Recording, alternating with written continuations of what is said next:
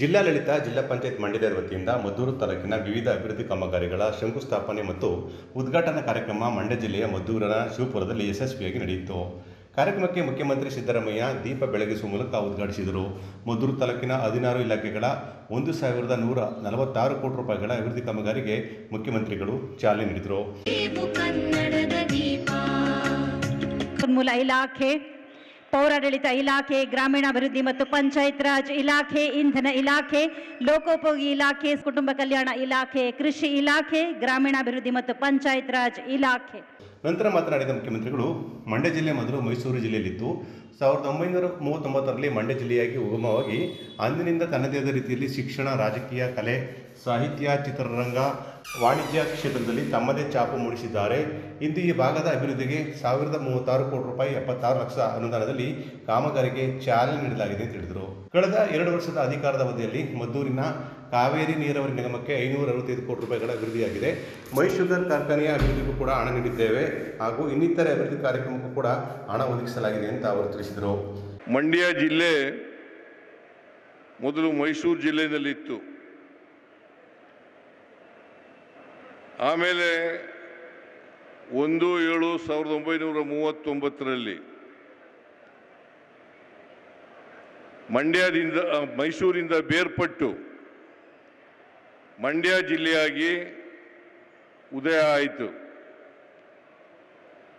ಅಲ್ಲಿಂದ ಈಚೆಗೆ ಮಂಡ್ಯ ಜಿಲ್ಲೆ ತನ್ನದೇ ಆದಂಥ ರೀತಿಯಲ್ಲಿ ಬೆಳವಣಿಗೆಯನ್ನು ಕಂಡಿದೆ. ಮಂಡ್ಯ ಜಿಲ್ಲೆ ಶಿಕ್ಷಣ ಕ್ಷೇತ್ರದಲ್ಲಿ, ರಾಜಕೀಯ ಕ್ಷೇತ್ರದಲ್ಲಿ, ಸಾಹಿತ್ಯ ಕ್ಷೇತ್ರದಲ್ಲಿ, ಕಲೆ, ಕ್ರೀಡೆ, ಚಲನಚಿತ್ರ ರಂಗ, ವಾಣಿಜ್ಯ ಮತ್ತು ವ್ಯವಸಾಯ ಕ್ಷೇತ್ರಗಳನ್ನು ಒಳಗೊಂಡಂತೆ ಇದು ಒಂದು ಅಪರೂಪದ ವಿಶಿಷ್ಟವಾದಂಥ ಜಿಲ್ಲೆ ಅಂತ ಹೇಳಲಿಕ್ಕೆ ಹೆಮ್ಮೆ ಆಗ್ತಾ ಇದೆ ಅಂತಕ್ಕಂಥ ಮಾತುಗಳನ್ನು ಹೇಳಲಿಕ್ಕೆ ಬಯಸ್ತಾ ಇದ್ದೇನೆ.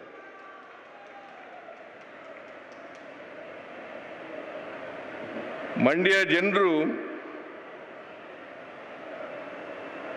ಸ್ವಲ್ಪ ಒರಟು ಸ್ವಭಾವದವರು, ಆದರೆ ಮನುಷ್ಯ ಮಾತ್ರ ಬಹಳ ಒಳ್ಳೆ ಮನುಷ್ಯ ಇರ್ತಕ್ಕಂಥ ಜನ ಮಂಡ್ಯದವರು ಅಂತಕ್ಕಂಥದ್ದು ಮಾತುಗಳನ್ನು ಹೇಳಲಿಕ್ಕೆ ಬಯಸ್ತೇನೆ.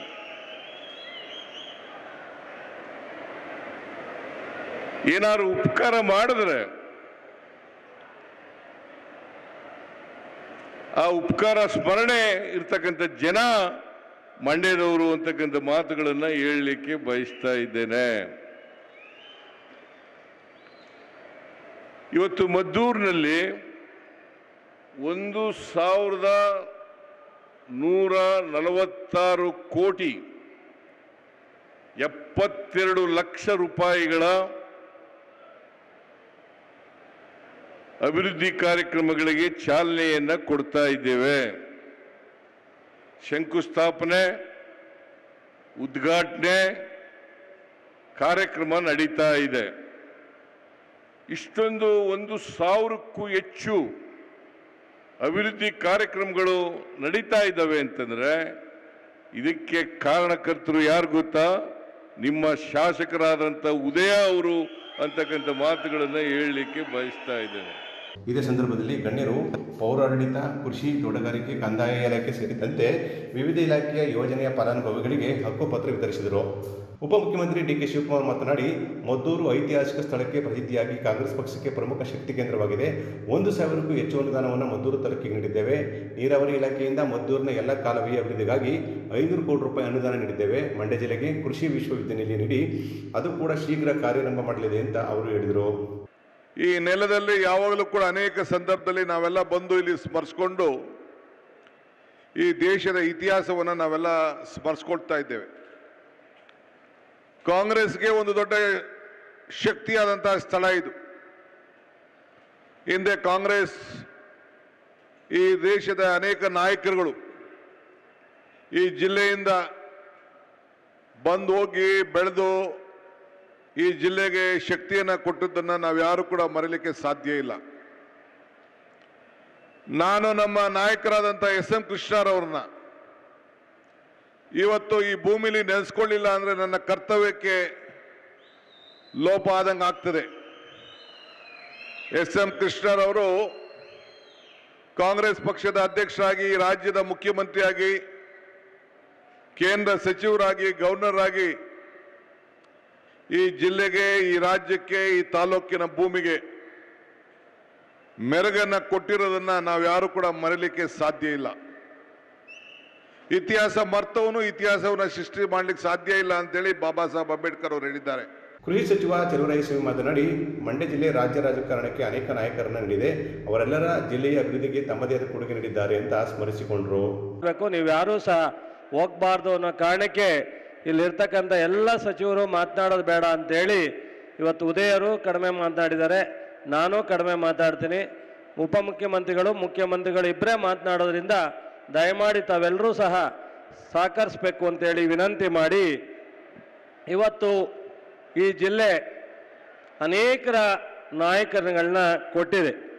ಸ್ವತಂತ್ರ ನಂತರ ಇಡೀ ರಾಷ್ಟ್ರ, ರಾಜ್ಯ ಗಮನ ಹರಿಸುವಂಥ ನಾಯಕತ್ವವನ್ನು ಕೊಟ್ಟಿರ್ತಕ್ಕಂಥ ಜಿಲ್ಲೆ.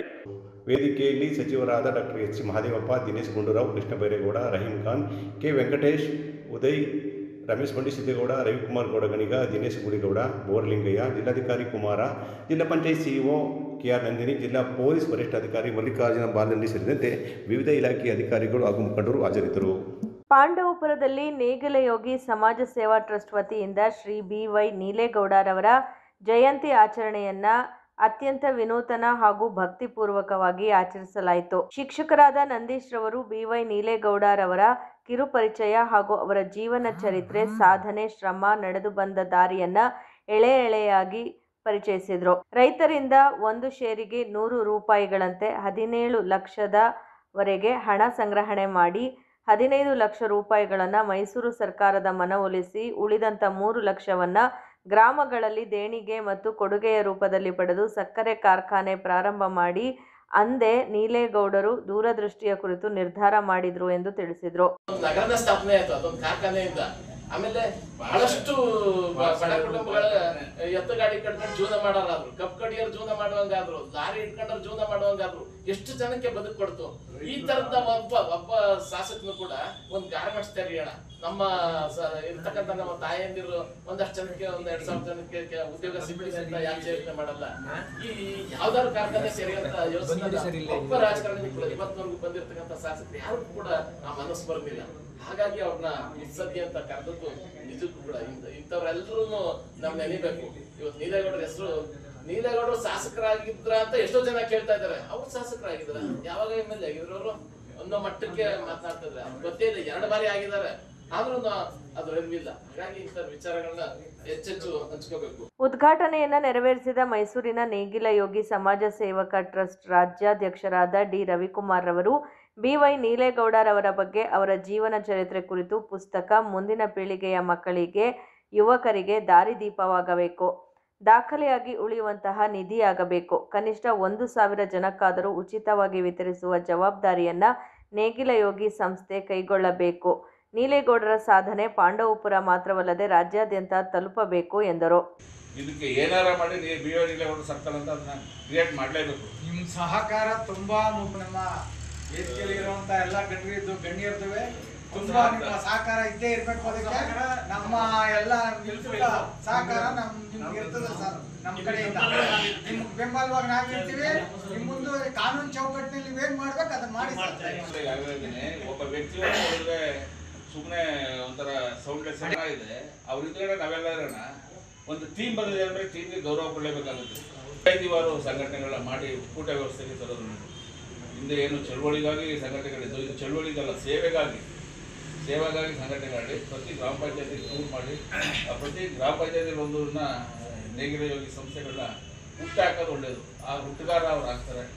ಕಾರ್ಯಕ್ರಮದಲ್ಲಿ ಟಿ. ವೆಂಕಟೇಶ್, ನಾಗರಾಜು, ಮಲ್ಲಿಕಾರ್ಜುನ, ಚಂದ್ರಶೇಖರಯ್ಯ, ಸ್ವಾಮಿಗೌಡ, ವಿಜಯಕುಮಾರ್, ಪತ್ರಕರ್ತ ಜಯರಾಮು ಹಾಗೂ ನೇಗಿಲಯೋಗಿ ಸಮಾಜ ಸೇವಾ ಟ್ರಸ್ಟ್ನ ಎಲ್ಲ ಸದಸ್ಯರು, ಗ್ರಾಮಸ್ಥರು, ಅಭಿಮಾನಿಗಳು ಉಪಸ್ಥಿತರಿದ್ದರು. ಮಾಧ್ಯಮಗಳು ತ್ವರಿತವಾಗಿ ಸುದ್ದಿ ಬಿತ್ತರಿಸುವಲ್ಲಿ ಪ್ರಮುಖ ಪಾತ್ರ ವಹಿಸುತ್ತಿದ್ದು, ಸುದ್ದಿ ಪ್ರಚಾರದ ನಡುವೆಯೂ ಕ್ರೀಡೆಯಲ್ಲಿ ಪಾಲ್ಗೊಳ್ಳುವುದು ಉತ್ತಮ ಬೆಳವಣಿಗೆ ಎಂದು ಪಿಇಟಿ ಅಧ್ಯಕ್ಷ ಕೆಎಸ್ ವಿಜಯಾನಂದ ಹೇಳಿದರು. ಮಂಡ್ಯ ನಗರದ ಸರ್ ಎಂ ವಿಶ್ವೇಶ್ವರಯ್ಯ ಕ್ರೀಡಾಂಗಣದಲ್ಲಿ ಜಿಲ್ಲಾ ಕಾರ್ಯನಿರತ ಪತ್ರಕರ್ತರ ಸಂಘದ ವತಿಯಿಂದ ಸಂಘದ ಪತ್ರಕರ್ತ ಸದಸ್ಯರು ಮತ್ತು ಕುಟುಂಬ ಸದಸ್ಯರಿಗೆ ಏರ್ಪಡಿಸಲಾಗಿದ್ದ ಜಿಲ್ಲಾ ಮಟ್ಟದ ಕ್ರೀಡಾಕೂಟವನ್ನು ಗುಂಡು ಹಾಗೂ ಬರ್ಜಿ ಎಸೆಯುವ ಮೂಲಕ ಉದ್ಘಾಟಿಸಿ ಅವರು ಮಾತನಾಡಿದರು. ಪತ್ರಕರ್ತರು ಒತ್ತಡದಲ್ಲಿ ಕಾರ್ಯ ಮಾಡುವವರು, ಅವರ ಒತ್ತಡ ಕಡಿಮೆ ಮಾಡಲು ಕ್ರೀಡಾಕೂಟಗಳು ನಡೆಯಬೇಕು. ಪತ್ರಕರ್ತರು ಮತ್ತು ಕುಟುಂಬಸ್ಥರು ಇಷ್ಟು ಆಸಕ್ತಿಯಿಂದ ಕ್ರೀಡಾಕೂಟದಲ್ಲಿ ಭಾಗಿಯಾಗಿರುವುದು ಸಂತಸದ ವಿಚಾರ ಎಂದರು. ಏನು ನಮ್ಮ ಮಂಡ್ಯ ಜಿಲ್ಲಾ ಪತ್ರಕರ್ತರ ಸಂಘದ ವತಿಯಿಂದ ಇವತ್ತು ಜಿಲ್ಲಾ ಮಟ್ಟದ ಕ್ರೀಡಾಕೂಟ, ವಿಶೇಷವಾಗಿ ಅವರು ಮತ್ತು ಕುಟುಂಬದವರು ಇವತ್ತೇನು 20 ವರ್ಷದಿಂದ ಸತತ ಆಚರಣೆ ಮಾಡ್ಕೊಂಡು ಬಂದಿದ್ದಾರೆ. ಅವರು ಮೊದಲನೇದಾಗಿ ಇಡೀ ಪತ್ರಕರ್ತರ ಸಂಘಕ್ಕೆ ಶುಭಾಶಯನ ತಿಳಿಸ್ತೀನಿ. ಯಾಕಂದರೆ ಇವತ್ತು ನಮ್ಮ ಮೀಡಿಯಾ ಭಾಳ ಸ್ಟ್ರಾಂಗ್ ಆಗಿದೆ. ನಾವು ಹೊರದೇಶದಲ್ಲಿ ಯಾವುದೇ ಒಂದು ವಾರ ಆಗ್ಬೋದು, ಒಳ್ಳೆ ವಿಷಯಗಳಾಗ್ಬೋದು, ಹಿಂದೆ ಆದರೆ ನಾವು ರೇಡಿಯೋದಲ್ಲಿ ಮಾತ್ರ ಪತ್ರಿಕೆಯಲ್ಲಿ ಕೇಳಬೇಕಿತ್ತು. ಇವತ್ತು ತಕ್ಷಣ ಒಂದು 10 ಸೆಕೆಂಡು ಇಲ್ಲ 1 ನಿಮಿಷದೊಳಗೆ ಟಿ ವಿಲಿ ಬರ್ಬೋದು, ಪತ್ರಿಕೆಯಲ್ಲೇ ಮಾರನೆಗೆ ಬರ್ಬೋದು. ಅಷ್ಟು ವೇಗವಾಗಿ ಇವತ್ತು ಪತ್ರಿಕೆ ಸುದ್ದಿ ಆಗ್ತಾ ಇದೆ. ಅಷ್ಟೆಲ್ಲ ಜಂಜಾಟದ ನಡುವೆನೂ ಇವತ್ತೊಂದು ದಿವಸ ಇಡೀ ಕುಟುಂಬದವರು ಒಟ್ಟಿಗೆ ಕ್ರೀಡಾಕೂಟದಲ್ಲಿ ಪಾಲ್ಗೊಂಡಿದ್ದಕ್ಕೆ ಅವ್ರಿಗೆಲ್ರಿಗೂ ಒಳ್ಳೆಯದಾಗಲಿ. ಇದೇ ರೀತಿ ಮುಂದುವರಿತಾ ಇರಲಿ. ನಿಮ್ಮ ಸಂಘಟನೆ ಜೊತೆ, ನಿಮ್ಮ ಪತ್ರಕರ್ತರ ಸಂಘದ ಜೊತೆ ನಾವು ಯಾವತ್ತೂ ನಿಮ್ಮ ಜೊತೆ ಇರ್ತೀವಿ ಅಂತ ಹೇಳ್ತಾ, ಕರ್ನಾಟಕ ಕಾರ್ಯನಿರತ ಪತ್ರಕರ್ತರ ಸಂಘದ ಕಾರ್ಯದರ್ಶಿ ಮತ್ತಿಕೆರೆ ಜಯರಾಮ್ ಮಾತನಾಡಿ, ಪ್ರತಿ ವರ್ಷವೂ ಮಂಡ್ಯ ಪತ್ರಕರ್ತರ ಸಂಘದಿಂದ ಕ್ರೀಡಾಕೂಟ ನಡೆಸುತ್ತಿದ್ದು ಈ ಪದ್ಧತಿ ಮುಂದುವರೆದುಕೊಂಡು ಬಂದಿದೆ. ಪತ್ರಕರ್ತರು ಹಾಗೂ ಅವರ ಕುಟುಂಬವು ಒಂದೇ ಕಡೆ ಸೇರಿ ಈ ರೀತಿಯ ಕ್ರೀಡಾಕೂಟದಲ್ಲಿ ಭಾಗಿಯಾಗುವುದು ಒಳ್ಳೆಯ ವಿಚಾರ ಎಂದು ಹೇಳಿದರು. ಸುಮಾರು 20 ವರ್ಷದಿಂದಲೂ ಕೂಡ ನಿರಂತರವಾಗಿ ಕ್ರೀಡಾಕೂಟವನ್ನು ನಡೆಸ್ಕೊಂಡು ಬರ್ತಾ ಇದ್ದೇವೆ. ಪತ್ರಿಕಾ ದಿನಾಚರಣೆಯ ಅಂಗವಾಗಿ ಈ ಬಾರಿಯ ಕ್ರೀಡಾಕೂಟದಲ್ಲಿ ಪತ್ರಕರ್ತರು, ಕುಟುಂಬದವರು, ಮಕ್ಕಳು ಭಾಳ ಹೆಚ್ಚು ಸಂಖ್ಯೆಯಲ್ಲಿ ಸೇರಿರ್ತಕ್ಕಂಥದ್ದು ನಿಜಕ್ಕೂ ಒಂದು ಖುಷಿಯ ಸಂಗತಿ. ಈ ಒಂದು ಕಾರ್ಯಕ್ರಮದಲ್ಲಿ ನಮ್ಮ ಜೊತೆಗೆ PES ಅಂಗಸಂಸ್ಥೆಗಳು ಮತ್ತು ಸಮೂಹ ಸಂಸ್ಥೆಗಳು, PET ಏನಿದೆ ಜನತಾ ಶಿಕ್ಷಣ ಟ್ರಸ್ಟ್, ಇದರ ಅಧ್ಯಕ್ಷರು, ವಿಶೇಷವಾಗಿ ಹೇಳಬೇಕು ಅಂದರೆ ಮಂಡ್ಯದ ನಿರ್ಮಾತೃ, ಮಂಡ್ಯದ ಶಿಲ್ಪಿ KV ಶಂಕರೇಗೌಡರ ಮೊಮ್ಮಗ ಆದಂತಹ ಸನ್ಮಾನ್ಯ ವಿಜಯಾನಂದ್ ಅವರು ನಮ್ಮೊಟ್ಟಿಗಿದ್ದಾರೆ. ಈ ಕಾರ್ಯಕ್ರಮವನ್ನು ಅವರು ಉದ್ಘಾಟಿಸಿ ಈಗಾಗಲೇ ಜಿಲ್ಲಾ ಕಾರ್ಯನಿರತ ಪತ್ರಕರ್ತರ ಸಂಘದ ಅಧ್ಯಕ್ಷ KN ನವೀನ್ ಕುಮಾರ್ ಮಾತನಾಡಿ, ಒತ್ತಡದಿಂದ ಕಾರ್ಯನಿರ್ವಹಿಸುವ ಪತ್ರಕರ್ತರು ಇಷ್ಟು ಉತ್ಸಾಹದಿಂದ ಕ್ರೀಡಾಕೂಟದಲ್ಲಿ ಭಾಗವಹಿಸಿದ್ದಲ್ಲದೆ ಅವರ ಕುಟುಂಬಸ್ಥರನ್ನ ಕರೆತಂದಿದ್ದಾರೆ. ಜಿಲ್ಲೆಯ ಎಲ್ಲ ಭಾಗದಿಂದ 200ಕ್ಕೂ ಅಧಿಕ ಮಂದಿ ಭಾಗವಹಿಸಿದ್ದಾರೆ ಎಂದರು. ನಾವು ಕ್ರೀಡಾಂಗಣ ಕೇಳಿದಾಗ PS ಕಾಲೇಜಲ್ಲಿ ಕ್ರೀಡಾಂಗಣ ಕೊಡೋದಿರ್ಬೋದು, ಮತ್ತೆ ನಮ್ಮ ಸಭಾಂಗಣಕ್ಕೆ ಚೇರ್ನ ವ್ಯವಸ್ಥೆ ಕೂಡ ಅವರು ಮಾಡಿದ್ರು. ಮಂಡ್ಯ ಜಿಲ್ಲೆಯ ವಿವಿಧೆಡೆಗಳಿಂದ 200ಕ್ಕೂ ಹೆಚ್ಚು ಪತ್ರಕರ್ತರು ಹಾಗೂ ಕುಟುಂಬ ಸದಸ್ಯರು ಆಗಮಿಸಿ ವಿವಿಧ ಕ್ರೀಡೆಗಳಲ್ಲಿ ಭಾಗವಹಿಸಿದ್ರು. ಕ್ರೀಡಾಕೂಟದಲ್ಲಿ ಓಟ, ಗುಂಡು ಎಸೆತ, ಭರ್ಜಿ ಎಸೆತ, lemon and spoon, musical chair ಸೇರಿದಂತೆ ಇನ್ನಿತರೆ ಕ್ರೀಡೆಗಳು ಜರುಗಿದ್ವು. ಮಂಡ್ಯ ಜಿಲ್ಲಾ ಕಾರ್ಯನಿರತ ಪತ್ರಕರ್ತರ ಸಂಘದ ಆವರಣದಲ್ಲಿ ಸಾಂಸ್ಕೃತಿಕ ಕಾರ್ಯಕ್ರಮ ನಡೆಯಿತು. ರಂಗಗೀತೆ, ಭಾವಗೀತೆ ಗಮನ ಸೆಳೆಯಿತು. ಈ ಸಂದರ್ಭದಲ್ಲಿ ರಾಜ್ಯ ಪತ್ರಕರ್ತರ ಸಂಘದ ಕಾರ್ಯದರ್ಶಿ ಸೋಮಶೇಖರ್ ಕೆರಗೋಡು, ಜಿಲ್ಲಾ ಸಂಘದ ಮಾಜಿ ಅಧ್ಯಕ್ಷರಾದ S ಕೃಷ್ಣ ಸ್ವರ್ಣಚಂದ್ರ, B ಪ್ರಕಾಶ್, ನವೀನ್, ಪ್ರಧಾನ ಕಾರ್ಯದರ್ಶಿ ಆನಂದ, ಖಜಾಂಚಿ ನಂಜುಂಡಸ್ವಾಮಿ ಸೇರಿದಂತೆ ನೂರಾರು ಮಂದಿ ಭಾಗವಹಿಸಿದ್ರು. ಗ್ರಾಮ ಪಂಚಾಯತ್ನ ಯೋಜನೆಗಳು, ಕಾರ್ಯಕ್ರಮಗಳು ಮಹಿಳಾ ಮತ್ತು ಮಕ್ಕಳ ಸ್ನೇಹಿಯಾಗಿರಬೇಕು. ಗ್ರಾಮ ಪಂಚಾಯಿತಿ ಆಡಳಿತದಲ್ಲಿ ಮಹಿಳೆಯರು ಹೆಚ್ಚಾಗಿ ತೊಡಗಿಕೊಳ್ಳಬೇಕು ಹಾಗೂ ಗ್ರಾಮ ಪಂಚಾಯತ್ನ ಕಾರ್ಯಕ್ರಮಗಳು ಮಕ್ಕಳ ಬೆಳವಣಿಗೆಗೆ ಪೂರಕವಾಗಿರಬೇಕು ಎಂದು ಜಿಲ್ಲಾ ಪಂಚಾಯತ್ ಸಿಇಒ ನಂದಿನಿ KR ರವರು ತಿಳಿಸಿದರು. ಶುಕ್ರವಾರ ಮಂಡ್ಯ ತಾಲೂಕಿನ ದುದ್ದ ಹೋಬಳಿಯ ಚಂದಗಾಲು ಮತ್ತು ಶ್ರೀರಂಗಪಟ್ಟಣ ತಾಲೂಕಿನ ಕಿರಂಗೂರು ಗ್ರಾಮ ಪಂಚಾಯತ್ ಕಚೇರಿಗಳಿಗೆ ಅನಿರೀಕ್ಷಿತ ಭೇಟಿ ನೀಡಿದ ಅವರು ಈ ಹಾಜರಾತಿ, ಈ ಸ್ವತ್ತು ವಿತರಣೆ, ಸಕಾಲ, ನರೇಗಾ ಯೋಜನೆಯ ಕಡತಗಳ ನಿರ್ವಹಣೆ ಸೇರಿದಂತೆ ಇತರೆ ಯೋಜನೆಗಳ ಬಗ್ಗೆ ಪರಿಶೀಲನೆ ನಡೆಸಿದ್ರು. ಇತ್ತೀಚೆಗೆ ಜಿಲ್ಲೆಯ 257 ಗ್ರಾಮ ಪಂಚಾಯತ್ ಗ್ರಂಥಾಲಯಗಳಿಗೆ ಸರ್ಕಾರದ ನಿರ್ದೇಶನದಂತೆ ಪೀಠೋಪಕರಣಗಳನ್ನು ವಿತರಿಸಲಾಗಿದ್ದು, ಕಿರಂಗೂರು ಗ್ರಾಮ ಪಂಚಾಯತ್ನ ಗ್ರಂಥಾಲಯದಲ್ಲಿ ಅವುಗಳನ್ನು ಪರಿಶೀಲಿಸಿ ಗುಣಮಟ್ಟದ ಬಗ್ಗೆ ಮಾಹಿತಿ ಪಡೆದರು. ಗ್ರಂಥಾಲಯದಲ್ಲಿ ಪುಸ್ತಕಗಳ ಸಂಗ್ರಹ ಹಾಗೂ ಲಭ್ಯವಿರುವ ಕಂಪ್ಯೂಟರ್ಗಳ ಬಗ್ಗೆ ಮಾಹಿತಿ ಪಡೆದರು. ಮಂಡ್ಯ ತಾಲೂಕಿನ ದುದ್ದ ಹೋಬಳಿಯ ಚಂದಗಾಲು ಗ್ರಾಮ ಪಂಚಾಯಿತಿ ಕಚೇರಿಯಲ್ಲಿ ಹಾಲಿ ಇರುವ ವ್ಯವಸ್ಥೆಯಲ್ಲಿಯೇ ಕಡತಗಳನ್ನು ವರ್ಗೀಕರಿಸಿ ಸಂಗ್ರಹಿಸಲು ತೆರೆಯಲಾಗಿರುವ ಅಭಿಲೇಖಾಲಯವನ್ನು ಪರಿಶೀಲಿಸಿದ ಸಿಇಒ ಅವರು ಪಿಡಿಒ ಅವರ ಕಾರ್ಯಕ್ಕೆ ಮೆಚ್ಚುಗೆ ವ್ಯಕ್ತಪಡಿಸಿದರು. ಈ ಸಂದರ್ಭದಲ್ಲಿ ಶ್ರೀರಂಗಪಟ್ಟಣ ತಾಲೂಕು ಪಂಚಾಯಿತಿ ಇಒ ಎಬಿ ವೇಣು, ಕಿರಂಗೂರು ಗ್ರಾಮ ಪಂಚಾಯಿತಿ ಅಧ್ಯಕ್ಷೆ ರೂಪಾ, ಚಂದಗಾಲು ಗ್ರಾಮ ಪಂಚಾಯತ್ನ ಪಿಡಿಒ ವಿದ್ಯಾ, ಕಿರಂಗೂರು ಗ್ರಾಮ ಪಂಚಾಯತ್ನ ಪಿಡಿಒ ಪ್ರಶಾಂತ್ ಬಾಬು ಸೇರಿದಂತೆ ಇತರರು ಹಾಜರಿದ್ದರು. ಮೇಲುಕೋಟೆ ವಿಧಾನಸಭಾ ಕ್ಷೇತ್ರದ ಶಾಸಕ ದರ್ಶನ್ ಪುಟ್ಟಣಯ್ಯ ಅವರು ಪಾಂಡವಪುರ ತಾಲೂಕಿನ ಎಣ್ಣೆಹೊಳೆಕೊಪ್ಪಲು ಗ್ರಾಮದಲ್ಲಿ ವಿವಿಧ ಅಭಿವೃದ್ಧಿ ಕಾಮಗಾರಿಗಳಿಗೆ ಭೂಮಿ ಪೂಜೆ ನೆರವೇರಿಸಿದರು. ಸಿಡಿಎಸ್ ನಾಲೆಯ ಅಡಿಯಲ್ಲಿ ಬರುವ ತೂಬು ನೀರಿನ ಕಾಲುವೆಗಳ ಅಭಿವೃದ್ಧಿ, ಶ್ರೀ ಕಾಶಿ ವಿಶ್ವನಾಥ ದೇವಾಲಯದ ಸುತ್ತಲಿನ ತಗ್ಗು ಪ್ರದೇಶವನ್ನು ನದಿ ನೀರಿನ ಮಟ್ಟಕ್ಕಿಂತ ಎತ್ತರಿಸುವ ಕಾಮಗಾರಿ, ಗ್ರಾಮದ ಸಿಸಿ ರಸ್ತೆ ಹಾಗೂ ಚರಂಡಿ ಕಾಮಗಾರಿಗಳು ಇದರಲ್ಲಿ ಸೇರಿವೆ. ಈ ಸಂದರ್ಭದಲ್ಲಿ ಬಿಜೆಪಿ ಮುಖಂಡ ರಾಘವೇಂದ್ರ ಅವರು ಗ್ರಾಮಕ್ಕೆ ಬಸ್ ತಂಗುದಾಣ, ಸ್ಮಶಾನ, ಶುದ್ಧ ಕುಡಿಯುವ ನೀರು ಹಾಗೂ ವಿದ್ಯುತ್ ಸಂಪರ್ಕದ ಸಮಸ್ಯೆಗಳ ಕುರಿತು ಶಾಸಕರಿಗೆ ಮನವಿ ಸಲ್ಲಿಸಿದರು.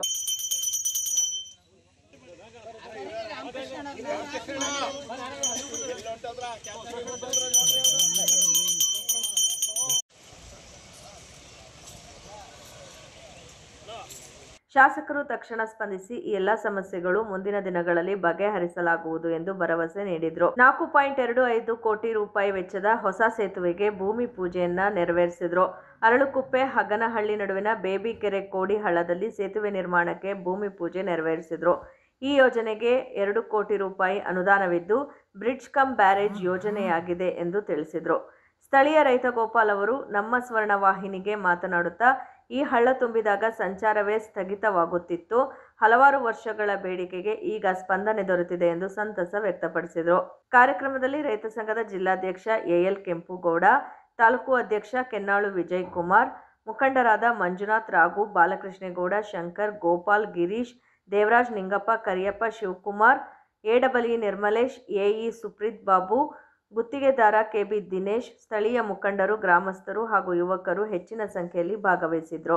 ಪ್ರಾಣಿ ಪ್ರಿಯರು ಹಾಗೂ ಮಾಜಿ ಶಾಸಕರಾದ ಸಿಎಸ್ ಪುಟ್ಟರಾಜು ಅವರ ಸಾರಥ್ಯದಲ್ಲಿ ಸ್ನೇಹಲೋಕ ಗ್ರೂಪ್ನ ಸದಸ್ಯರು ಮತ್ತು ಸ್ನೇಹಿತರ ಸಹಯೋಗದೊಂದಿಗೆ ದಿವಂಗತ ಎಚ್.ಬಿ. ಚೆಲುವರಾಜುರವರ ಸವಿ ನೆನಪಿಗಾಗಿ ಪ್ರಥಮ ಬಾರಿಗೆ ಪಾಂಡವಪುರ ಕ್ರೀಡಾಂಗಣದಲ್ಲಿ ರಾಜ್ಯ ಮಟ್ಟದ ಶ್ವಾನ ಪ್ರದರ್ಶನ ಭರ್ಜರಿಯಾಗಿ ನಡೆಯಿತು. ರಾಜ್ಯದ ವಿವಿಧೆಡೆಗಳಿಂದ ಹಾಗೂ ಹೊರ ರಾಜ್ಯಗಳಿಂದ ಆಗಮಿಸಿದ 200ಕ್ಕೂ ಹೆಚ್ಚು ವಿವಿಧ ಬಗೆಯ ಶ್ವಾನಗಳು ಈ ವೇದಿಕೆಯಲ್ಲಿ ಭಾಗವಹಿಸಿತು. ಪ್ರತಿ ಶ್ವಾನ ತನ್ನದೇ ಆದ ವೈಶಿಷ್ಟ್ಯತೆ, ನಡಿಗೆ, ತರಬೇತಿಯನ್ನು ಪ್ರದರ್ಶಿಸಿದಾಗ ಪ್ರೇಕ್ಷಕರಿಂದ ಭಾರೀ ಮೆಚ್ಚುಗೆ ವ್ಯಕ್ತವಾಯಿತು.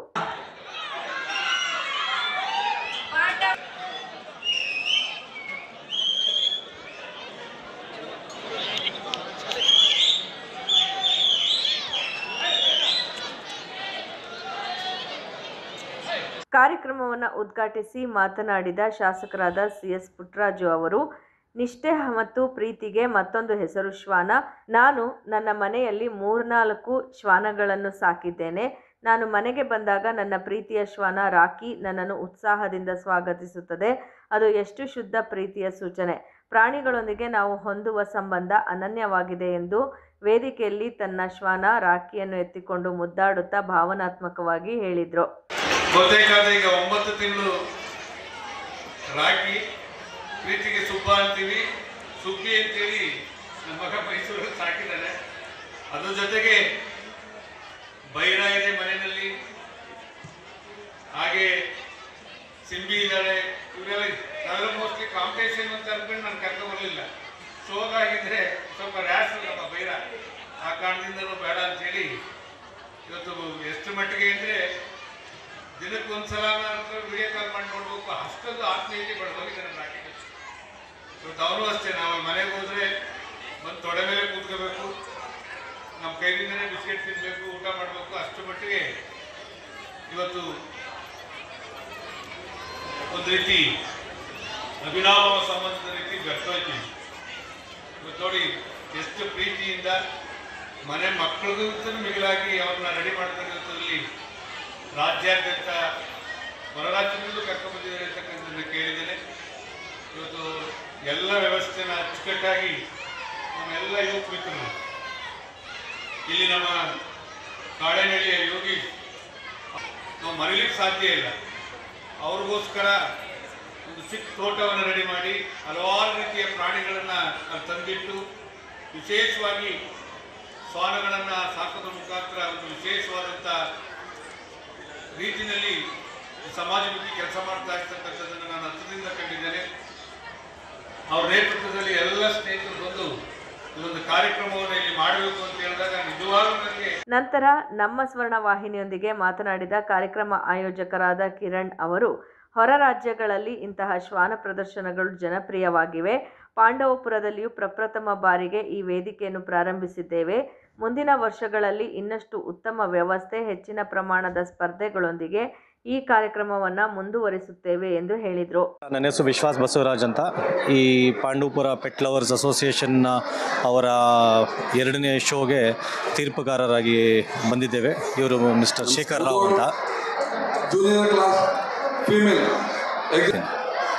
ಈ ಶ್ವಾನ ಪ್ರದರ್ಶನದಲ್ಲಿ ತೀರ್ಮಾನ ಕೊಡುವ ರೀತಿ ಅಂದರೆ ಎಲ್ಲ ತಳಿಗಳ ಬ್ರೀಡ್ ಸ್ಟ್ಯಾಂಡರ್ಡ್ ಅಂತ, ತಳಿಗಳದ್ದು ಒಂದು ಸ್ಟ್ಯಾಂಡರ್ಡು ಕನಿಷ್ಠ ಒಂದು 100 ವರ್ಷದ ಹಿಂದೆ ಯುರೋಪ್ ಪ್ರಾಂತ್ಯದಲ್ಲಿ ಬರೆದಾಗಿರುತ್ತೆ.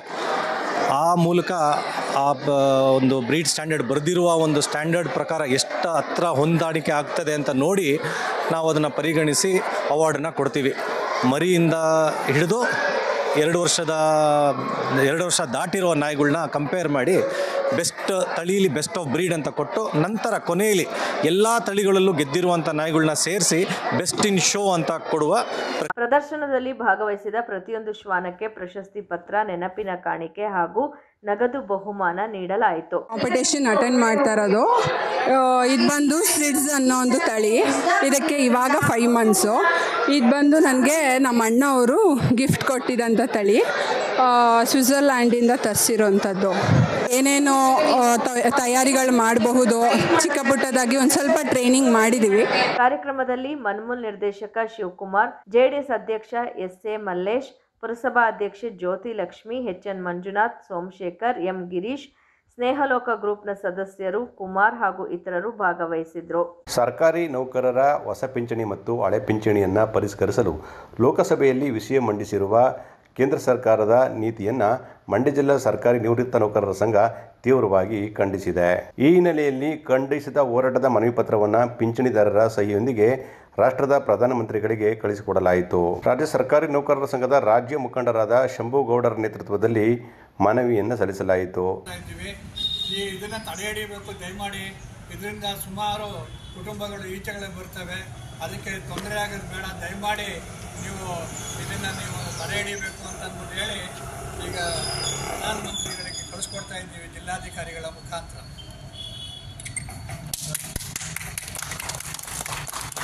ಸರ್ಕಾರಿ ನೌಕರರ ಹೊಸ ಪಿಂಚಣಿ ಮತ್ತು ಹಳೆ ಪಿಂಚಣಿಯನ್ನು ಪರಿಷ್ಕರಿಸುವ ಮೂಲಕ ಕೇಂದ್ರ ಸರ್ಕಾರ ಇಬ್ಬದಿ ನೀತಿಯನ್ನು ಅನುಸರಿಸುತ್ತಿದೆ ಅಂತ ಆರೋಪ ಮಾಡಲಾಯಿತು. ಕೂಡಲೇ ಆಗಿರೋ ತಾರತಮ್ಯವನ್ನು ನಿವಾರಿಸಬೇಕು ಅಂತಲೂ ಒತ್ತಾಯಿಸಲಾಯಿತು. ಈ ನಿರ್ಮಲಾ ಸೀತಾರಾಮನ್ ಅವರು ಒಂದು ಪಿಂಚಣಿಯ ಒಂದು ಯೋಜನೆ ಬಗ್ಗೆ ಒಂದು ವಿಷಯವನ್ನು ಮಂಡಿಸಿದರೆ, ಏನು ಒಂದು OPS ಇರ್ತಕ್ಕಂಥದ್ದು ಕೆಲವು ನಿವೃತ್ತ ನೌಕರರಿಗೆ ಅದರ ಕೆಲವು ಸವಲತ್ತುಗಳನ್ನು ಮಾರ್ಪಾಡು ಮಾಡಿ ಮತ್ತು ಅದನ್ನು ಕೊಡಬಾರ್ದು ಅಂತಕ್ಕಂಥದ್ದನ್ನು ಮಂಡಿಸಿದರೆ ಅದನ್ನು ಖಂಡಿಸ್ತೀನಿ. ಯಾಕೆಂತಂತಂದರೆ ನಾವು ಪಿಂಚಣಿ ಪಡ್ತಕ್ಕಂಥದ್ದು ನಮ್ಮ ಹಕ್ಕು. ಈಗಾಗಲೇ ಮಾನ್ಯ ಹಿಂದೆ ಸುಮಾರು 1986 ನಮ್ಮ ಒಂದು ಸುಪ್ರೀಂ ಕೋರ್ಟ್ ನ್ಯಾಯಾಧೀಶರು ಹೇಳಿದ್ದಾರೆ, ಪಿಂಚಣಿ ಇರ್ತಕ್ಕಂಥದ್ದು ನಮ್ಮ ಮೂಲಭೂತ ಹಕ್ಕು, ಅದನ್ನು ಕಿತ್ಕೊಳ್ಳೋಕ್ಕೆ ಯಾರೂ ಸಹ ಪ್ರಾವಿಷನ್ ಇಲ್ಲ. ಹಾಗಾಗಿ ದಯವಿಟ್ಟು ಅಂಥ ಕೆಲಸಕ್ಕೆ ಕೈ ಹಾಕಬೇಡಿ ಅಂತಕ್ಕಂಥದ್ದನ್ನು ನಾನು ಈ ನಮ್ಮ ಒಂದು ನಿಮ್ಗಳ ಮುಖಾಂತರ ಅವರಲ್ಲಿ ನಾನು ಮನವಿಯನ್ನು ಮಾಡ್ತೀನಿ. ದಯವಿಟ್ಟು ಇಂಥ ವಿಚಾರಕ್ಕೆ ಹಾಕಬೇಡಿ. ಯಾಕೆಂತಂದರೆ ಪ್ರತಿಯೊಬ್ಬರ ಬದುಕನ್ನು ಕಿತ್ಕೊಳ್ತಕ್ಕಂಥದ್ದು ಯಾರ ಕೈಲೂ ಇಲ್ಲ. ಅದೆಲ್ಲ ಅವ್ರ ಹಕ್ಕು ಇರ್ತಕ್ಕಂಥದ್ದನ್ನು ಅದನ್ನು ಕಿತ್ಕೊಳ್ತಕ್ಕಂಥ ಪ್ರಯತ್ನವನ್ನು ಮಾಡಬೇಡಿ ಅಂತಕ್ಕಂಥದ್ದನ್ನು ಈಗ ಆಲ್ರೆಡಿ ನಮ್ಮ ನಿವೃತ್ತ ನೌಕರ ಸಂಘದ ಅಧ್ಯಕ್ಷರು ಮತ್ತು ಎಲ್ಲ ಪದಾಧಿಕಾರಿಗಳು ಮಾನ್ಯ ಜಿಲ್ಲಾಧಿಕಾರಿ ಮುಖಾಂತರ ಮಾನ್ಯ ಪ್ರಧಾನಿ ಮಂತ್ರಿಗಳಿಗೆ ಒಂದು ಈಗ ಆಲ್ರೆಡಿ ಏನು ಮೆಮೊರಂಡಮ್ ಕೊಟ್ಟಿದ್ದಾರೆ ಅದನ್ನು ಗೌರವಯುತವಾಗಿ ಅದನ್ನು ಮಂಡಿಸಿ ಅದನ್ನು ಏನು ಯಥಾವತ್ತು ಹಿಂದೆ ಏನಿತ್ತು ಅದನ್ನು ಮಾಡ್ತಾರೆ ಅಂತಕ್ಕಂಥದ್ದನ್ನು ಈ ಸಂದರ್ಭದಲ್ಲಿ ಹೇಳ್ತಾ, ಏನು ನಮ್ಮ ಈ ನಿವೃತ್ತ ನೌಕರ ಸಂಘದ ಜೊತೆ ನಮ್ಮ ಸರ್ಕಾರಿ ನೌಕರ ಸಂಘ ಸದಾ ನಿಮ್ಮ ಜೊತೆ ನಾವು ಇರ್ತೀವಿ, ನಿಮ್ಮ ಹೋರಾಟಕ್ಕೆ ನಮ್ಮ ಬೆಂಬಲ ಇರ್ತದೆ ಅಂತಕ್ಕಂಥದ್ದನ್ನು ಈ ಸಂದರ್ಭದಲ್ಲಿ ಹೇಳ್ತಾ. ಈ ಸಂದರ್ಭದಲ್ಲಿ ಮಂಡ್ಯ ಜಿಲ್ಲಾ ಸರ್ಕಾರಿ ನಿವೃತ್ತ ನೌಕರರ ಸಂಘದ ಅಧ್ಯಕ್ಷರಾದ ಶಿವಲಿಂಗಯ್ಯ, ಕಾರ್ಯದರ್ಶಿ ತಿಮ್ಮಯ್ಯ ಸೇರಿದಂತೆ ಇತರೆ ಪದಾಧಿಕಾರಿಗಳು ಪಾಲ್ಗೊಂಡಿದ್ದರು. ಮಂಡ್ಯ ತಾಲೂಕಿನ ಕತ್ತತ್ತಿ ಹೋಬಳಿಯ ಮೊತ್ತಾಳಿ ಗ್ರಾಮದಲ್ಲಿ ಗ್ರಾಮೀಣ ಕೃಷಿ ಕಾರ್ಯಾನುಭವ ಶಿಬಿರದ ಅಂಗವಾಗಿ ಗ್ರಾಮೀಣ ಸಹಭಾಗಿತ್ವ ಅಧ್ಯಯನ ಕಾರ್ಯಕ್ರಮ ಯಶಸ್ವಿಯಾಗಿ ಜರುಗಿತು. ಕಾರ್ಯಕ್ರಮಕ್ಕೆ ಬಂದ ಅತಿಥಿಗಳನ್ನು ಸ್ವಾಗತಿಸಲು ಹಸಿರು ಚಪ್ಪರ ಹಾಕಿ ಈ ಭಾಗದ ದವಸ ಧಾನ್ಯಗಳನ್ನು ಕಟ್ಟಿ ತಳಿರು ತೋರಣಗಳಿಂದ ಅಲಂಕರಿಸಲಾಗಿತ್ತು. ಹಾಗೆಯೇ ಈ ಭಾಗದಲ್ಲಿ ಬೆಳೆಯುವ ಎಲ್ಲ ಬೆಳೆಗಳನ್ನು ಪ್ರದರ್ಶನ ಮಾಡಲಾಯಿತು.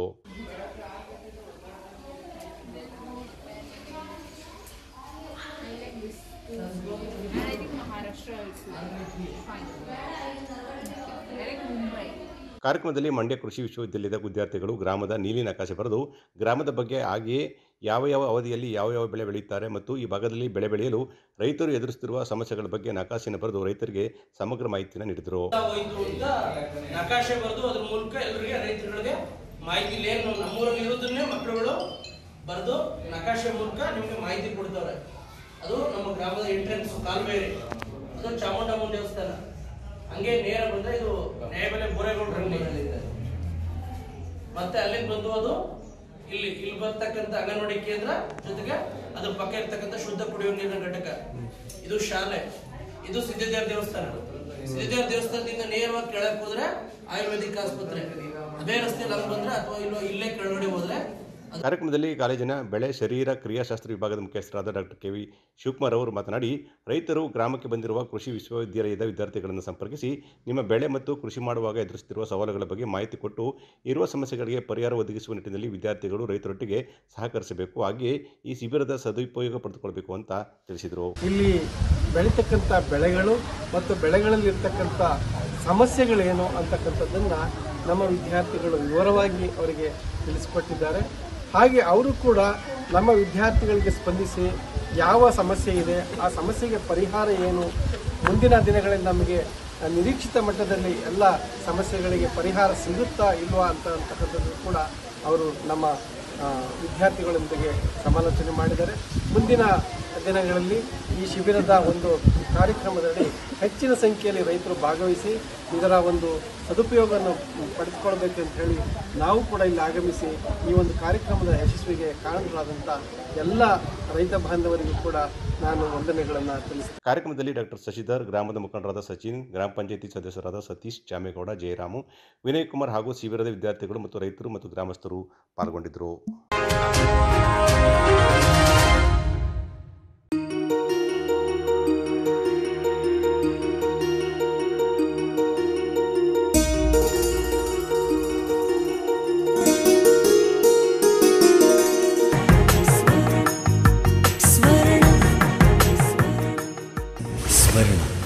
ಇದು ಬಾಂಧವ್ಯಗಳ ಬೆಸುಗೆ,